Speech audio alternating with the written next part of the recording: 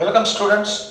Last લેક્ચરની અંદર આપણે અંતઃસ્ત્રાવી ગ્રંથિવાળા ચેપ્ટરની પ્રસ્તાવના અને હાઇપોથેલેમસ વિશે ભણ્યા હતા.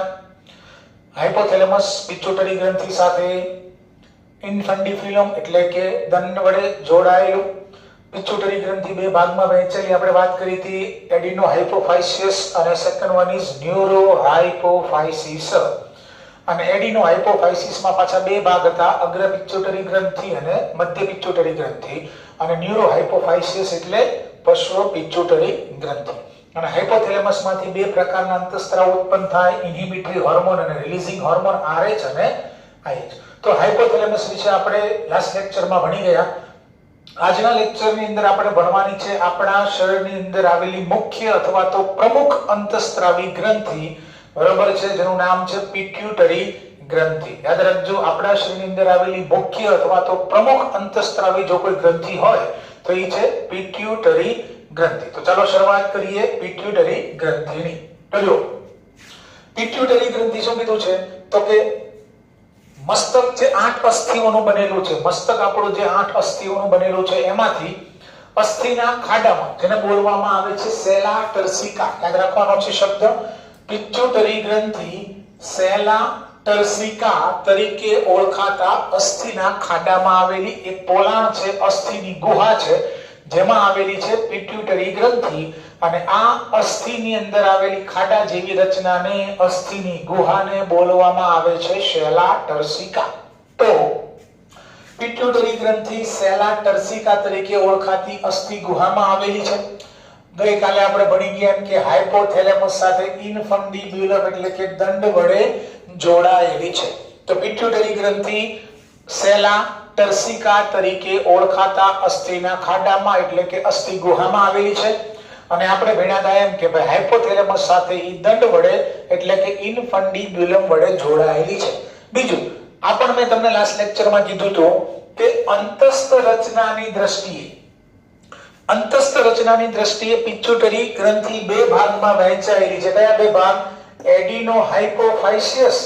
અંતસ્થ રચનાની દ્રષ્ટિએ પિટ્યુટરી ગ્રંથિ બે ભાગમાં વહેંચાયેલી છે. પહેલો ભાગ કયો તો કે first one is adenohypophysis અને બીજો ભાગ એને આપણે બોલશું ન્યુરો હાઇપોફાઇસિસ. બરોબર? Adenohypophysis and the second one is neurohypophysis.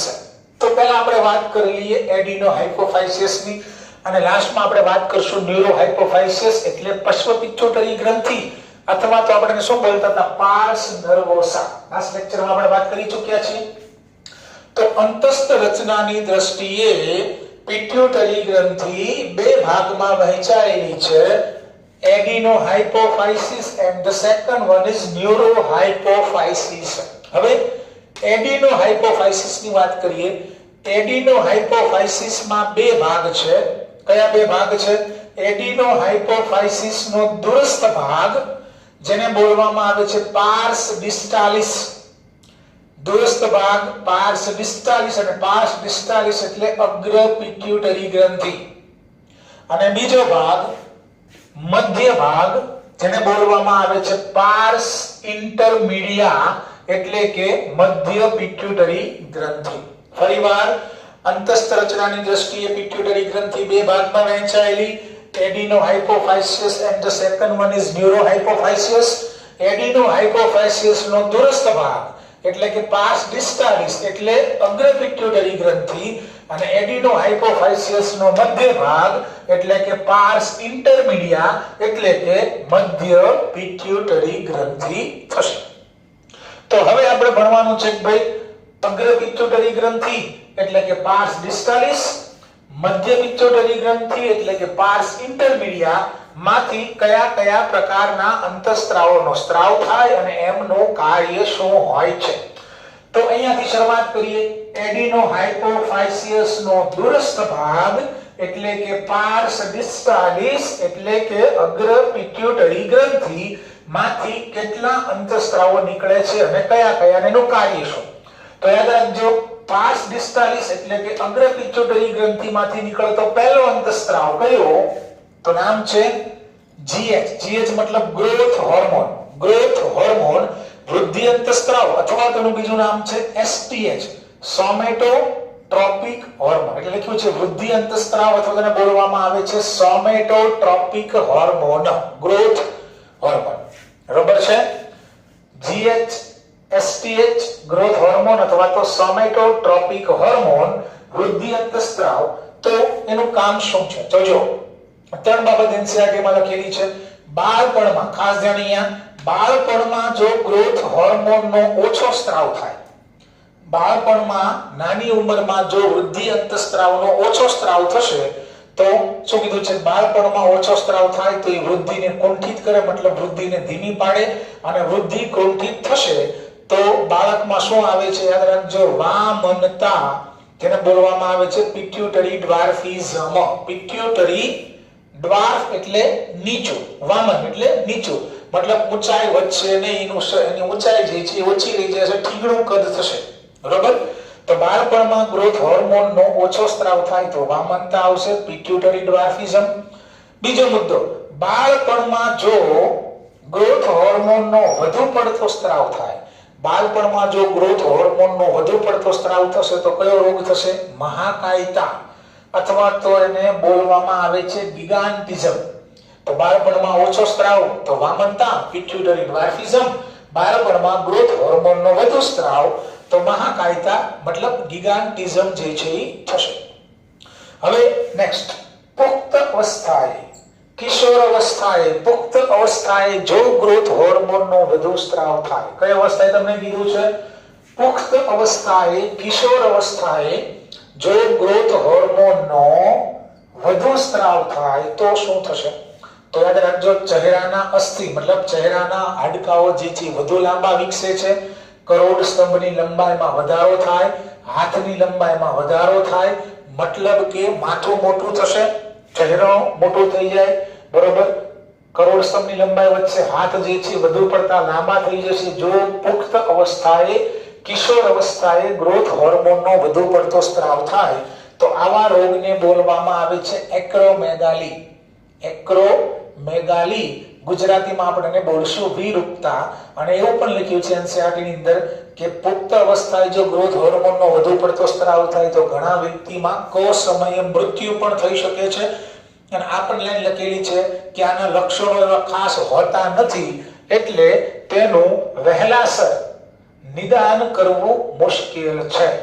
બરોબર? એટલે કે તાત્કાલિક ખબર પડી જતી નથી, તાત્કાલિક એનું નિદાન થતું નથી, કારણ કે એના લક્ષણો જે છે એ સામાન્ય જેવા હોય છે અથવા તો તરત દેખાતા નથી, એટલે એનું વહેલું નિદાન, સમયસર નિદાન જે છે એ મુશ્કેલ છે. તો આપણે કયા અંતસ્ત્રાવની વાત કરી? પહેલા અંતસ્ત્રાવની વાત કરી, અગ્ર પિટ્યુટરી ગ્રંથિમાંથી નીકળતો પહેલો અંતસ્ત્રાવ ગ્રોથ હોર્મોન અથવા તો સોમેટોટ્રોપિક હોર્મોન, જેનું નામ છે વૃદ્ધિ અંતસ્ત્રાવ. બાળપણમાં ઓછો સ્ત્રાવ થાય તો વામનતા થશે, પિટ્યુટરી ડ્વાર્ફિઝમ. બાળપણમાં વધુ સ્ત્રાવ થશે તો મહાકાયતા થશે, ગિગાન્ટિઝમ. અને જો પુખ્ત અવસ્થાએ વધુ સ્ત્રાવ થશે તો એક્રોમેગાલી થશે, વિરૂપતા થશે, અને આને સમયે મૃત્યુ થશે અને નિદાન કરવું મુશ્કેલ છે. બીજો અંતસ્ત્રાવ, અગ્ર પિટ્યુટરી ગ્રંથિમાંથી નીકળતો બીજો અંતસ્ત્રાવ નામ છે પ્રોલેક્ટિન હોર્મોન. યાદ રાખજો, PRL. NCERT માં બે જ નામ લખેલા છે, PRL એટલે કે પ્રોલેક્ટિન અંતસ્ત્રાવ. એના બીજા પણ નામ છે લ્યુટિયોટ્રોફિક હોર્મોન, લ્યુટિયોટ્રોફિક, લેક્ટોજેનિક હોર્મોન અથવા તો મેમોટ્રોફિન. બરોબર? આ બધા પ્રોલેક્ટિનના બીજા નામો છે. તો પ્રોલેક્ટિન હોર્મોન, લ્યુટિયોટ્રોફિક હોર્મોન, લેક્ટોજેનિક હોર્મોન કે મેમોટ્રોફિન હોર્મોન, મતલબ પ્રોલેક્ટિન હોર્મોન છે. તો પ્રોલેક્ટિન હોર્મોનનું કામ શું છે? પ્રસૂતિ બાદ, બાળકના જન્મ બાદ સ્તન ગ્રંથિના વિકાસ, બાળકના જન્મ બાદ સ્તન ગ્રંથિના વિકાસ અને જન્મ બાદ સ્તન ગ્રંથિની અંદર યાદ રાખજો દૂધના નિર્માણની પ્રક્રિયા, એટલે કે દુગ્ધ નિર્માણને ઉત્તેજે છે. બરોબર? તો પ્રસૂતિ બાદ સ્તન ગ્રંથિના વિકાસ અને સ્તન ગ્રંથિની અંદર દુગ્ધનું નિર્માણ, એટલે કે દૂધના નિર્માણની પ્રક્રિયાને ઉત્તેજતો અંતસ્ત્રાવ કયો? તો પ્રોલેક્ટિન હોર્મોન બોલો, લેક્ટોજેનિક બોલો, લ્યુટિયોટ્રોફિક હોર્મોન બોલો કે મેમોટ્રોફિન હોર્મોન. ત્રીજો અંતસ્ત્રાવ, અગ્ર પિટ્યુટરી ગ્રંથિમાંથી નીકળતો ત્રીજો અંતસ્ત્રાવ, એનું નામ છે thyroid. Thyroid stimulating hormone. Thyroid T मतलब थायराइड, S मतलब स्टिम्युलेटिंग અને H मतलब हार्मोन। थायराइड स्टिम्युलेटिंग हार्मोन અથવા તો ઘણીવાર એને TTH નો મતલબ થાય છે થાઇરોટ્રોફિન। થાઇરોટ્રોફિન હાર્મોન પણ બોલવામાં આવે છે।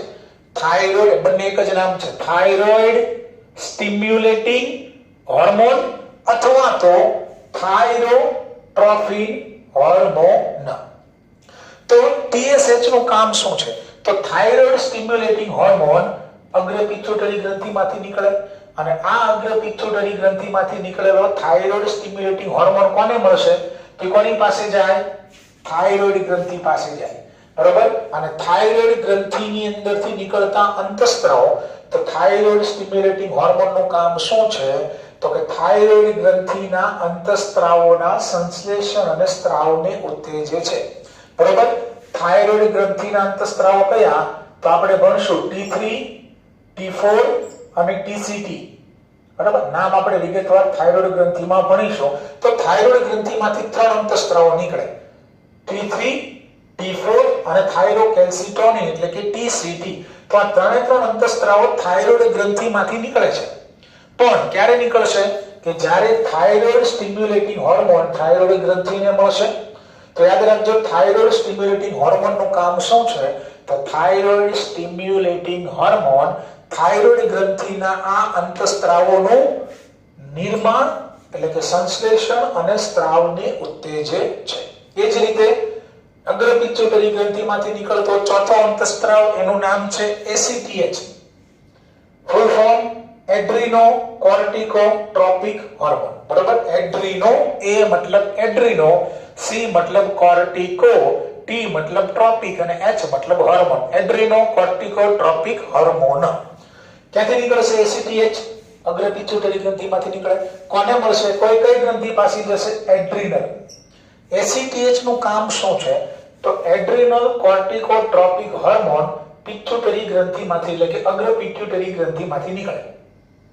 અગ્ર પિટ્યુટરી ગ્રંથિમાંથી નીકળીને કઈ ગ્રંથિ પાસે જશે? તો કે એડ્રીનલ ગ્રંથિ પાસે જે બંને મૂત્રપિંડ ઉપર આવેલી હશે એડ્રીનલ ગ્રંથિ, એડ્રીનલ ગ્રંથિ પાસે જશે। હવે આપણે આગળ ભણીશું કે એડ્રીનલ ગ્રંથિની અંદર બે ભાગ છે, એડ્રીનલ મજ્જક અને એડ્રીનલ બાહ્યક। તો યાદ રાખવાનું છે, એડ્રીનો કોર્ટિકોટ્રોપિક હાર્મોન એડ્રીનલ ગ્રંથિ ઉપર અસર કરે, પણ એડ્રીનલ ગ્રંથિના કયા ભાગ ઉપર અસર કરશે? એડ્રીનલ બાહ્યક ઉપર, મજ્જક ઉપર નહીં। તો યાદ રાખજો, અહીંયા ક્લિયર કટ NCERT માં લખેલું છે, એડ્રીનો કોર્ટિકોટ્રોપિક હાર્મોન અગ્ર પિટ્યુટરી ગ્રંથિમાંથી નીકળે અને એડ્રીનલ ગ્રંથિ પાસે જાય અને એડ્રીનલ ગ્રંથિના કયા વિસ્તારમાંથી? એડ્રીનલ બાહ્યકના અંતઃસ્ત્રાવોના સંશ્લેષણ અને સ્ત્રાવને ઉત્તેજે છે। એડ્રીનલ બાહ્યકમાંથી અંતઃસ્ત્રાવોનો સ્ત્રાવ કરાવશે, એડ્રીનલ મજ્જકમાંથી નહીં, બરાબર? અને એમાં પણ ખાસ કરીને કયા અંતઃસ્ત્રાવની વાત કીધી છે? ગ્લુકોકોર્ટિકોઇડ અથવા તો આપણે એને બોલશું સ્ટીરોઇડલ અંતઃસ્ત્રાવ, સ્ટીરોઇડલ હાર્મોન, બરાબર? સ્ટીરોઇડલ અંતઃસ્ત્રાવોના સંશ્લેષણ માટે જવાબદાર છે, એના સ્ત્રાવ માટે જવાબદાર છે ACTH। ફરીવાર ચોથો અંતઃસ્ત્રાવ કયો? એડ્રીનો કોર્ટિકોટ્રોપિક હાર્મોન અગ્ર પિટ્યુટરી ગ્રંથિમાંથી નીકળે, એડ્રીનલ ગ્રંથિ પાસે જાય અને એડ્રીનલ ગ્રંથિના બાહ્યક વિસ્તારમાંથી મિનરલોકોર્ટિકોઇડ, ગ્લુકોકોર્ટિકોઇડ જેવા સ્ટીરોઇડલ અંતઃસ્ત્રાવોનું સંશ્લેષણ અને સ્ત્રાવ કરાવશે। કોણ? ACTH। નંબર 5, અગ્ર પિટ્યુટરી ગ્રંથિમાંથી નીકળતો 5મા નંબરનો અંતઃસ્ત્રાવ, એનું નામ છે LH। LH નું ફૂલ ફોર્મ છે લ્યુટેનાઇઝિંગ હાર્મોન। શું નામ છે? લ્યુટેનાઇઝિંગ હાર્મોન, લ્યુટેનાઇઝિંગ અંતઃસ્ત્રાવ। તો LH અને FSH આ બંને અંતઃસ્ત્રાવની આપણે વાત કરવાની છે। તો લ્યુટેનાઇઝિંગ હાર્મોન નરમાં શું કામ કરશે? મેલ અને ફિમેલમાં એના કામ શું છે? તો ખાસ યાદ રાખવાનું છે, very important for your NEET, કે લ્યુટેનાઇઝિંગ હાર્મોન નરની અંદર શું કરશે? તો નરની અંદર, મેલની અંદર લ્યુટેનાઇઝિંગ હાર્મોન નરના શુક્રપિંડની અંદર આવેલા નરની અંદર શુક્રપિંડની અંદર આવેલા ખાસ યાદ રાખવાનું છે લેડિંગના કોષો, લેડિંગના કોષો અથવા તો એનું બીજું નામ છે આંતરાલીય કોષો, ઇન્ટરસ્ટેશિયલ સેલ્સ. નરની અંદર લ્યુટેનાઇઝિંગ હોર્મોન શું કરશે તો કે નરની અંદર લ્યુટેનાઇઝિંગ હોર્મોન શુક્રપિંડની અંદર આવેલા કોષોનું નામ છે લેડિંગના કોષો અથવા તો ઇન્ટરસ્ટિશિયલ સેલ્સ, આંતરાલીય કોષોમાંથી લેડિંગના કોષો અને આંતરાલીય કોષોમાંથી એન્ડ્રોજનનો મતલબ થાય છે ટેસ્ટોસ્ટેરોન નો સ્ત્રાવ કરાવે છે. ખાસ યાદ રાખવાનું છે નરની અંદર લ્યુટેનાઇઝિંગ હોર્મોનનું કામ લેડિંગના કોષો, આંતરાલીય કોષો અથવા ઇન્ટરસ્ટેશિયલ સેલ્સ માંથી એન્ડ્રોજન એટલે કે નર જાતીય અંતઃસ્ત્રાવ ટેસ્ટોસ્ટેરોન નો સ્ત્રાવ કરાવે છે. એટલે એલએચ શું કરે છે? આંતરાલીય કોષો એટલે કે ઇન્ટરસ્ટિશિયલ સેલ્સ ને ઉત્તેજિત કરે છે અને ઇન્ટરસ્ટિશિયલ સેલ્સ ને ઉત્તેજિત કરી એમાંથી એન્ડ્રોજન અથવા તો ટેસ્ટોસ્ટેરોન નો સ્ત્રાવ કરાવે છે. એટલે નરની અંદર એલએચ નું બીજું નામ પાડેલું છે આઈસીએસએચ. ખાસ યાદ રાખવાનું છે કે નરની અંદર લ્યુટેનાઇઝિંગ હોર્મોન ને ઇન્ટરસ્ટિશિયલ સેલ્સ, આંતરાલીય કોષો, interstitial cells stimulating hormone, interstitial cells stimulating hormone પણ કહેવામાં આવે છે. ઇન્ટરસ્ટિશિયલ સેલ્સ એટલે આંતરાલીય કોષો, સ્ટિમ્યુલેટિંગ કરવું એટલે ઉત્તેજિત કરવું, મતલબ આંતરાલીય કોષોને ઉત્તેજિત કરતો અંતઃસ્ત્રાવ આઈસીએસએચ. ખબર પડી ગઈ?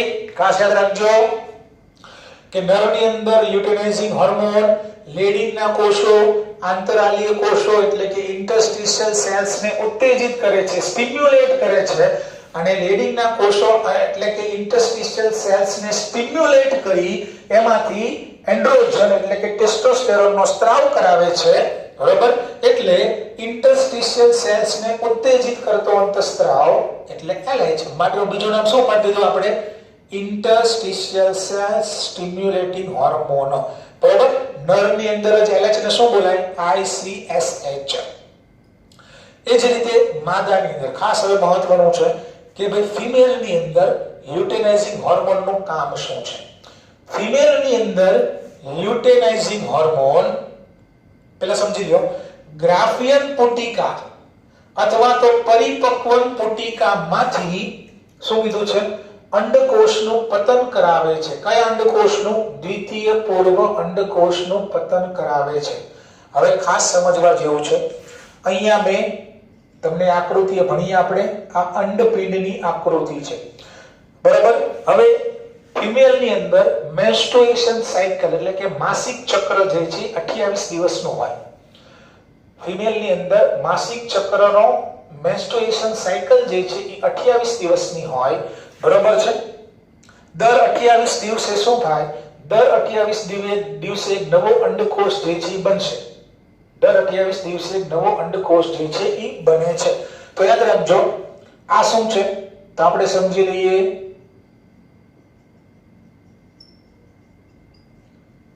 આ વિકસિત પુટિકાઓ છે. બરાબર? પ્રાથમિક પુટિકા, પ્રાઇમરી ફોલિકલ્સ, દ્વિતીયક પુટિકા અને આપણે કહી દઈએ તૃતીયક પુટિકા અને આ જે છે એ થશે ગ્રાફિયન પુટિકા અથવા તો પરિપક્વન પુટિકા. ગ્રાફિયન પુટિકા અથવા તો પરિપક્વન પુટિકા. તો આ રીતે નવી અંડપુટિકાના વિકાસની શરૂઆત થશે. પ્રાથમિક પુટિકા બને, સેકન્ડરી એટલે કે દ્વિતીયક પુટિકા બનશે, તૃતીયક પુટિકા બનશે અને એમાંથી પછી કઈ પુટિકા બને? ગ્રાફિયન પુટિકા બનશે. તો આ જે અંડપુટિકાઓ જે છે વિકસતી અંડપુટિકાઓ, તો યાદ રાખવાનું છે માદાની અંદર અંડપુટિકાઓનો વિકાસ પ્રાથમિક પુટિકામાંથી દ્વિતીયક બને, તૃતીયક બને, પછી એમાંથી પરિપક્વન અથવા તો ગ્રાફિયન પુટિકા બને. તો આ અંડપુટિકાઓનો વિકાસ કરવાનું કામ હમણાં આપણે ભણશું એફએસએચ એટલે કે ફોલિકલ સ્ટિમ્યુલેટિંગ હોર્મોનનું છે. કોનું છે? માદાની અંદર અંડપુટિકાઓનો વિકાસ કરવાનું કામ ફોલિકલ સ્ટિમ્યુલેટિંગ હોર્મોનનું છે. અને આ ઘટના કેટલા દિવસો સુધી ચાલે? તો કે લગભગ 1 થી લઈને 14 દિવસ સુધી. માસિક ચક્રના 1 થી 14 દિવસ સુધી આ ઘટના ચાલશે. વિકસતી અંડપુટિકાઓનું નિર્માણ થશે અને આ અંડપુટિકાઓનો વિકાસ કરવાનું કામ પ્રાથમિક પુટિકાથી લઈને ગ્રાફિયન પુટિકા સુધીનો વિકાસ કરવાનું કામ ફોલિકલ સ્ટિમ્યુલેટિંગ હોર્મોનનું છે. હવે 14મા દિવસે 1 થી 14 દિવસ સુધી આ ઘટના થશે. માસિક ચક્રના 14મા દિવસે પરિપક્વન પુટિકા અથવા તો ગ્રાફિયન પુટિકામાંથી શું થાય? અંડકોષનું પતન થશે. મતલબ આ જે ગ્રાફિયન પુટિકા છે એની અંદર કયો અંડકોષ હોય તો કે આ જે છે દ્વિતીય પૂર્વ અંડકોષ હશે. તો 14મા દિવસે કોની અસર હેઠળ? લ્યુટેનાઇઝિંગ હોર્મોન. ખાસ યાદ રાખવાનું છે. એટલે આપણે માદાની અંદર ગ્રાફિયન પુટિકામાંથી દ્વિતીય પૂર્વ અંડકોષનું પતન કરાવશે. મતલબ માદાની અંદર અંડપુટિકાઓનો વિકાસ કરવાનું કામ FSH નું છે 14 દિવસ સુધી. હવે લગભગ 14મા દિવસે લ્યુટેનાઇઝિંગ હોર્મોનની અસર હેઠળ આ જે ગ્રાફિયન પુટિકા જે છે એમાંથી એની અંદર રહેલો જે દ્વિતીય પૂર્વ અંડકોષ જે છે એ અંડપિંડમાંથી છૂટો પડશે. કયો અંડકોષ? આગળ આપણે પ્રજનન તંત્રમાં ભણીશું. અત્યારે ખાલી તમારે યાદ રાખવાનું છે કે ભાઈ ગ્રાફિયન પુટિકામાંથી દ્વિતીય પૂર્વ અંડકોષ છૂટો પડે આ ઘટનાને બોલવામાં આવે છે અંડકોષપાત અથવા તો અંડકોષનું પતન. તો લ્યુટેનાઇઝિંગ હોર્મોનની અસર હેઠળ અંડકોષનું પતન થશે. તો આની અંદરથી ગ્રાફિયન પુટિકામાંથી કોણ બહાર નીકળી ગયું? દ્વિતીય પૂર્વ અંડકોષ જે છે બહાર નીકળી જશે. મતલબ એનું પતન થશે. અને આ ઘટના માટે કોણ જવાબદાર છે? ગ્રાફિયન પુટિકામાંથી દ્વિતીય પૂર્વ અંડકોષના પતન માટે કયો અંતઃસ્ત્રાવ જવાબદાર છે? લ્યુટેનાઇઝિંગ હોર્મોન. હવે આ જે ગ્રાફિયન પુટિકા હતી એમાંથી દ્વિતીય પૂર્વ અંડકોષ નીકળી ગયો તો એની ફરતે રહેલું ટૂટલું જે આવરણ વધશે, બરોબર, આમાંથી દ્વિતીય પૂર્વ અંડકોષનું પતન થયું, આમાંથી નીકળી ગયું, તો પાછળ જે આ વધે છે આને બોલવામાં આવે છે, ખાસ યાદ રાખવાનું છે, આને બોલવામાં આવે છે કોર્પસ લ્યુટિયમ. શું બોલવામાં આવે છે? Corpus luteum. બરોબર છે. અને આ જે કોર્પસ લ્યુટિયમ જે છે એ માદા જાતીય અંતઃસ્ત્રાવ પ્રોજેસ્ટેરોનનો સ્ત્રાવ કરે. કોનો સ્ત્રાવ કરે છે? કોર્પસ લ્યુટિયમ પ્રોજેસ્ટેરોનનો સ્ત્રાવ કરશે. બરોબર. અને આ જે વિકસતી અંડપુટિકાઓ જે છે, આ વિકસતી અંડપુટિકાઓ ઈસ્ટ્રોજનનો સ્ત્રાવ કરે છે. કોનો સ્ત્રાવ કરે છે? ઈસ્ટ્રોજનનો સ્ત્રાવ કરે છે. તો ફરીવાર આખી સાયકલ તમને ફરીવાર સમજાવું છું. મેન્સ્ટ્રુએશન સાયકલ લેડીઝ ની અંદર લગભગ 28 દિવસની હશે. મેન્સ્ટ્રુએશન સાયકલ જે છે એ 28 દિવસની હોય છે ફિમેલ ની અંદર. તો પહેલા 1 થી 14 દિવસ શું થશે તો કે છેલ્લા ઋતુસ્ત્રાવ પછી, છેલ્લે માસિક ધર્મ અથવા તો ઋતુસ્ત્રાવ આવ્યા પછી શું થશે તો કે નવા અંડકોષના નિર્માણની શરૂઆત થાય. તો પહેલા 1 થી 14 દિવસ જે છે અંડપુટિકાઓનો વિકાસ થશે. પ્રાથમિક અંડપુટિકા બને, એમાંથી દ્વિતીય અંડપુટિકા બનશે, એમાંથી તૃતીય પુટિકા બને, પછી એમાંથી ગ્રાફિયન પુટિકા બને. તો આ જે અંડપુટિકાઓ જે છે, આ અંડપુટિકાઓ એટલે કે વિકસતી અંડપુટિકાઓ જે છે, તો આ અંડપુટિકાઓના વિકાસ પ્રેરવાનું કામ કોનું છે? FSH નું છે. બરાબર. અને આ વિકસતી અંડપુટિકાઓ કોનો સ્ત્રાવ કરે? ઈસ્ટ્રોજનનો સ્ત્રાવ કરે. તો કેટલા સમયગાળા માટે ચાલે? 1 થી લઈને 14 દિવસ સુધી નવી અંડપુટિકાઓનો વિકાસ થતો હોય. અને આ અંડપુટિકાઓના વિકાસ પ્રેરવાનું કામ FSH નું છે. અને આ જે વિકસતી અંડપુટિકાઓ જે છે એ ઈસ્ટ્રોજનનો સ્ત્રાવ કરે. તો ફિમેલની અંદર માસિક ચક્રના 1 થી 14 દિવસ સુધી ઈસ્ટ્રોજનનું પ્રમાણ વધારે હોય, કારણ કે અંડપુટિકાઓનો વિકાસ થતો હોય અને આ વિકસતી અંડપુટિકાઓ ઈસ્ટ્રોજનનો સ્ત્રાવ કરતી હોય. હવે 14મા દિવસે શું થશે તો કે 14મા દિવસે જ્યાં ગ્રાફિયન પુટિકા બની જાય કે જેની અંદર દ્વિતીય પૂર્વ અંડકોષ હોય, તો 14મા દિવસે લ્યુટેનાઇઝિંગ હોર્મોન LH ની અસર હેઠળ 14મા દિવસે લ્યુટેનાઇઝિંગ હોર્મોનની અસર હેઠળ આ જે ગ્રાફિયન પુટિકા જે છે એમાંથી દ્વિતીય પૂર્વ અંડકોષ જે છે બહાર છૂટો પડશે, અંડવાહિનીમાં જશે. મતલબ દ્વિતીય પૂર્વ અંડકોષ અંડપિંડમાંથી છૂટો પડે. મતલબ આ ઘટનાને આપણે બોલશું અંડકોષનું પતન. તો 14મા દિવસે લ્યુટેનાઇઝિંગ હોર્મોનની અસર હેઠળ અંડકોષનું પતન થાય અને અંડકોષ આમાંથી નીકળી જાય એટલે ગ્રાફિયન પુટિકા જે તૂટેલી પુટિકાનું આવરણ વધશે, આને બોલવામાં આવે છે કોર્પસ લ્યુટિયમ. અને આ જે કોર્પસ લ્યુટિયમ જે છે એ પ્રોજેસ્ટેરોનનો સ્ત્રાવ કરશે અને હવે આપણે એવું કહી શકીએ કે 14 to 14 થી લઈને 28 દિવસ સુધી પ્રોજેસ્ટેરોનનું પ્રમાણ વધારે હોય અને માસિક ચક્રના 1 થી લઈને 14 દિવસ સુધી ઈસ્ટ્રોજનનું પ્રમાણ વધારે હોય છે. ફરીવાર સમજી લેજો. માદાની અંદર LH અને FSH નું કામ શું છે? તો કે માદાની અંદર FSH નું કામ શું છે? ફોલિકલ સ્ટિમ્યુલેટિંગ હોર્મોન નું કામ શું છે? તો કે અંડપુટિકાઓનો વિકાસ કરવાનો. પ્રાથમિક પુટિકામાંથી ગ્રાફિયન પુટિકા બને અહીંયા સુધીનો વિકાસ કરવાનું કામ FSH નું છે. અને આ જે વિકસતી અંડપુટિકાઓ જે હોય એ કયા અંતઃસ્ત્રાવનો સ્ત્રાવ કરતી હોય? ઈસ્ટ્રોજનનો સ્ત્રાવ કરતી હોય. તો ફિમેલ ની અંદર 1 થી 14 દિવસ સુધી માસિક ચક્રના 1 થી લઈને 14 દિવસ સુધી અંડપુટિકાઓનો વિકાસ થતો હોય જે FSH દ્વારા થતો હોય અને આ અંડપુટિકાઓ ઈસ્ટ્રોજનનો સ્ત્રાવ કરતી હોય તો ફિમેલ ની અંદર 1 થી 14 દિવસ સુધી એના બ્લડ ની અંદર રુધિરની અંદર ઈસ્ટ્રોજનનો લેવલ વધારે હોય. હવે ગ્રાફિયન પુટિકા બની જશે 14મા દિવસની આજુબાજુ ગ્રાફિયન પુટિકા બની જાય તો શું થાય? તો લગભગ 14મા દિવસે લ્યુટેનાઇઝિંગ હોર્મોન LH ની અસર હેઠળ આ ગ્રાફિયન પુટિકા અથવા તો પરિપક્વન પુટિકામાંથી દ્વિતીય પૂર્વ અંડકોષનું પતન થાય. બરાબર? ગ્રાફિયન પુટિકામાંથી દ્વિતીય પૂર્વ અંડકોષનું પતન કરાવશે કોણ? LH. પતન થશે, આ અંડકોષ અંડવાહિનીમાં જતો રહે. પાછળ આ જે તૂટલું આવરણ જે વચ્ચે એને આપણે શું બોલશું? Corpus luteum. ખાસ યાદ રાખજો, ગ્રાફિયન પુટિકામાંથી દ્વિતીય પૂર્વ અંડકોષનું પતન થઈ જાય કોણ કરાવે?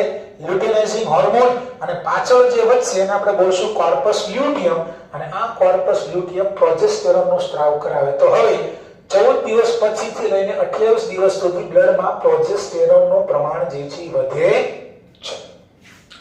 તો LH નું કામ ફિમેલમાં મેં તમને કીધું ગ્રાફિયન પુટિકામાંથી અંડકોષનું પતન કરાવશે. અહીંયા દેખાય છે. બરોબર?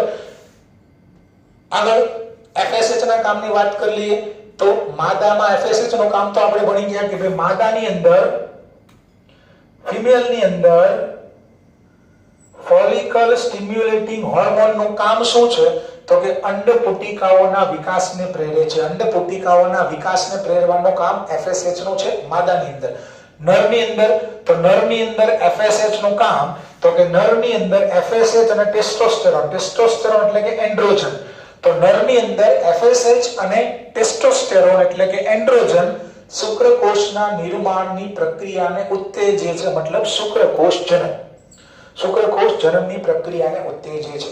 તો યાદ રાખવાનું છે કે નરની અંદર LH નું કામ શું છે? તો લેડિંગના કોષો આંતરાલીય કોષોમાંથી એન્ડ્રોજન ટેસ્ટોસ્ટેરોનનો સ્ત્રાવ કરાવે.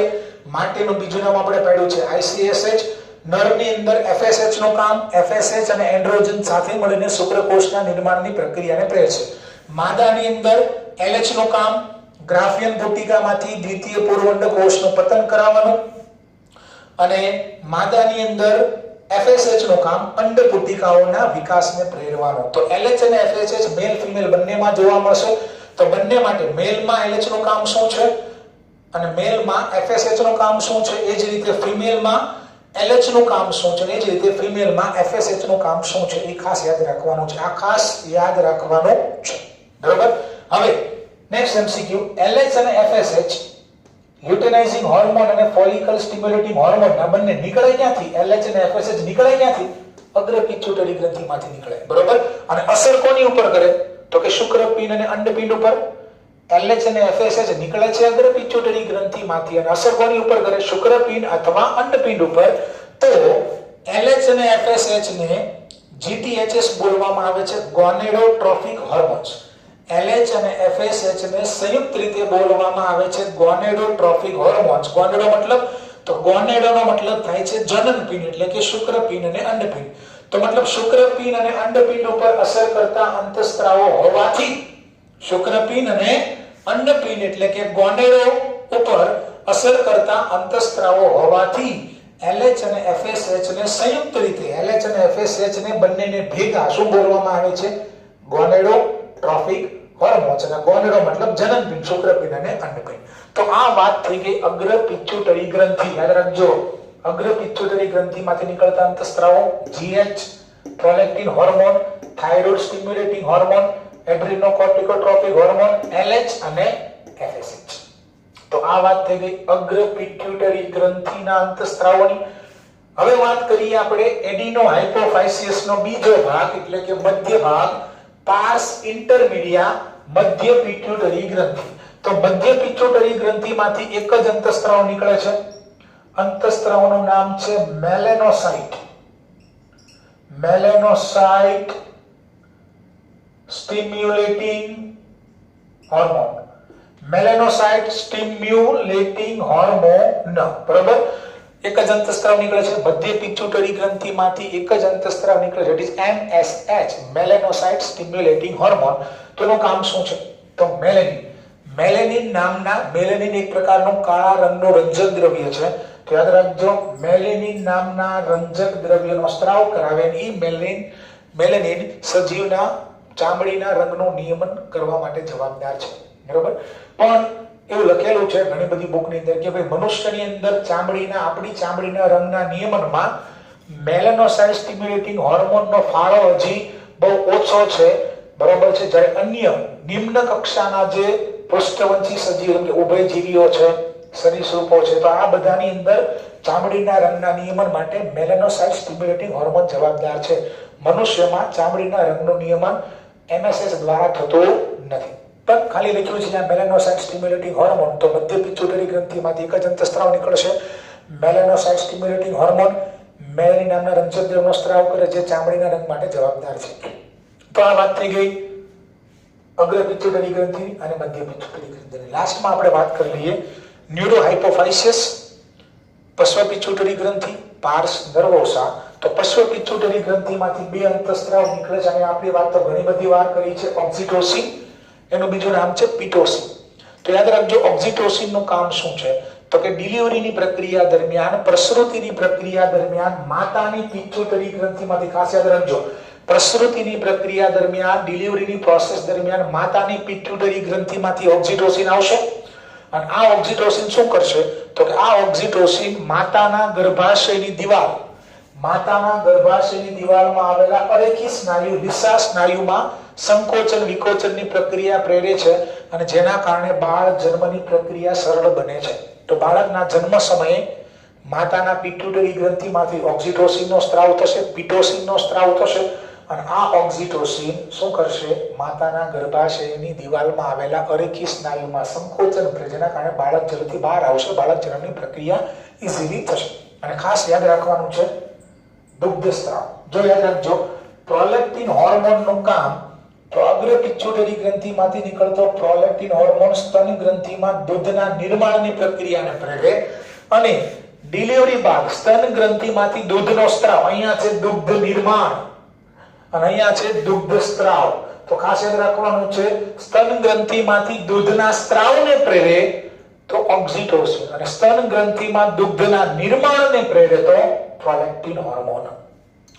અને પશ્વ પિટ્યુટરી ગ્રંથિમાંથી નીકળતો બીજો અંતઃસ્ત્રાવ જે છે ADH, વાસોપ્રેસિન. ભણી ચૂક્યા છીએ આપણે. મૂત્રપિંડ નલિકાના પાછળના ભાગો, દૂરસ્થ ગુચડામય પ્રદેશ અને સંગ્રહણ નલિકામાંથી પાણીનું પુનઃશોષણ કરાવશે. અને જો ADH ની ઉણપ હોય, ADH નો ઓછો સ્ત્રાવ થાય તો પાણીનું પુનઃશોષણ નહીં થાય અને પાણીનું પુનઃશોષણ નહીં થાય તો વધુ પડતા મંદ મૂત્રનું નિર્માણ થાય. અને આપણે વાત થઈ ચૂક્યા છે કે વધારે પડતા મંદ મૂત્રનું નિર્માણ થાય, બરાબર, વધારે પડતા પાણીનો નિકાલ શરીરમાંથી થઈ જશે તો ADH ની ઉણપથી કયો રોગ થાય? ADH ની ઉણપથી ડાયાબિટીસ ઇન્સિપિડસ થશે. યાદ રાખજો ADH ની ઉણપથી ડાયાબિટીસ ઇન્સિપિડસ થાય અને ઇન્સ્યુલિનની ઉણપથી ડાયાબિટીસ મેલિટસ થાય, બરાબર. ઇન્સ્યુલિનની ઉણપથી ડાયાબિટીસ મેલાઇટસ અને એન્ટી ડાયુરેટિક હોર્મોન એટલે કે વાસોપ્રેસિનની ઉણપથી ડાયાબિટીસ ઇન્સિપિડસ જે છે એ થશે. તો વિદ્યાર્થીઓ આજના લેક્ચરની અંદર આપણે ભણ્યા પિટ્યુટરી ગ્રંથિ અને પિટ્યુટરી ગ્રંથિમાંથી નીકળતા અંતઃસ્ત્રાવો, એડિનો હાઇપોફાઇસિયસ, ન્યુરો, અગ્ર પિટ્યુટરી ગ્રંથિમાંથી નીકળતા અંતઃસ્ત્રાવ, મધ્ય પિટ્યુટરી ગ્રંથિમાંથી નીકળતા અંતઃસ્ત્રાવ અને પશ્વ પિટ્યુટરી ગ્રંથિમાંથી નીકળતા અંતઃસ્ત્રાવો ના કાર્યો શું છે, બરાબર. તો આજનો લેક્ચર જે છે મહત્વનો છે. જ્યાં જ્યાં મેં તમને મહત્વની વાત કીધી બધી વસ્તુ તમારે વ્યવસ્થિત રીતે યાદ રાખવાની છે.